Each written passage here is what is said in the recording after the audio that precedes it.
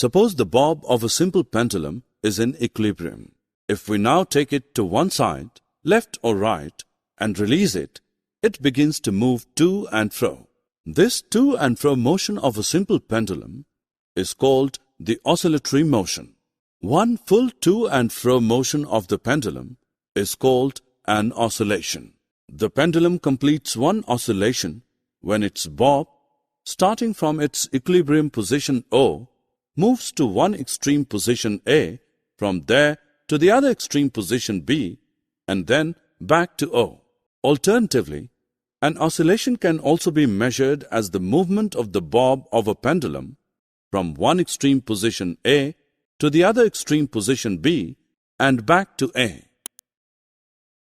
For more such videos on all subjects, practice questions and a lot more, download iPrep and learn unlimited.